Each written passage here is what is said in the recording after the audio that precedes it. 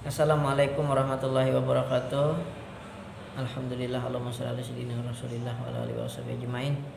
Semoga teman-teman tidak bosan-bosannya menonton video saya ya, dan mudah-mudahan ini memberi manfaat buat kehidupan kita, khususnya untuk diri saya pribadi. Temanya adalah alasan kenapa kita harus berdakwah dengan baik. Dakwah berasal dari kata da'a yad'u da'watan, memanggil, menyeru, mengajak kepada kebaikan ya. Jadi kebaikan harus kita raih dengan kebaikan pula, bukan kebaikan kita raih dengan kejahatan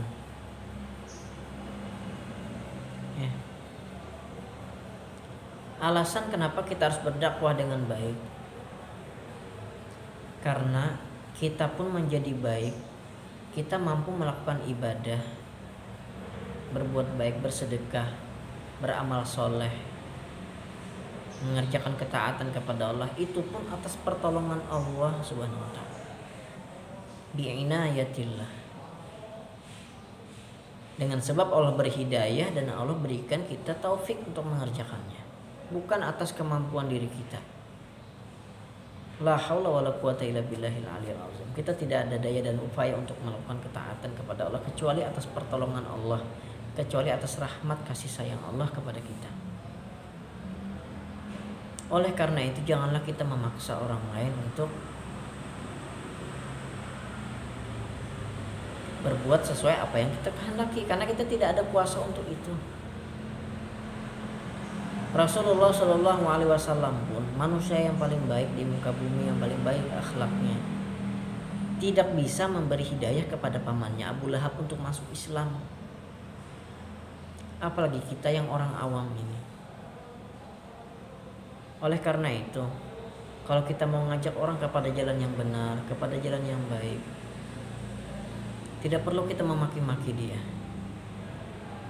karena Allah belum memberi hidayah kepadanya. Tetapi usaha kita adalah kita nasihatin dengan cara baik, agar mudah-mudahan dengan sebab lisan kita, dengan ucapan kita tersentuh hatinya dan Allah berhidayah kepada hatinya. Lasta alaihim bimusaitir. Kita tidak bisa memberi hidayah kepada orang lain. Tetapi kata Allah di ayat sebelumnya, fadzakir, berilah peringatan, berilah nasihat, berilah teguran, tetapi dalam garis bawah dengan cara yang baik ya, bil mau'izatil hasanah.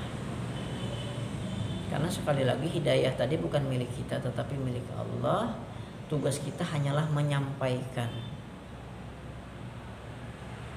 Jangan karena kita tidak dipatuhi, diancam mau dipukul, melontarkan kata-kata yang kasar. Padahal kata-kata yang kasar itu selalu dicatat oleh malaikat di sini. Kita memaki-maki orang lain, jangan. Nasihatin dengan kata-kata yang baik, sentuh hati dia.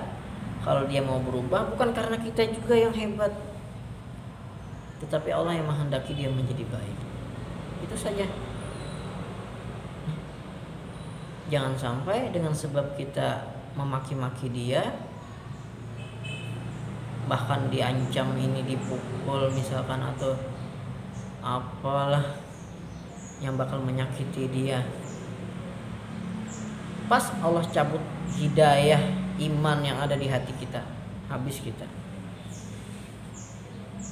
Makanya Rasulullah Shallallahu Alaihi Wasallam ya, pernah suatu ketika, dan sering sekali berulang kali terjadi, ketika Nabi kita mau berangkat ke masjid atau ke langgar surau, mau melakukan ibadah sholat, ada seorang kafir Quraisy yang diperintahkan oleh Abu Lahab, Abu Jahal untuk meludahi Nabi. Jadi ketika Nabi berangkat diludahin, ketika pulang dari ibadah tadi mau ke rumah diludahin, karena memang rutenya mungkin di situ.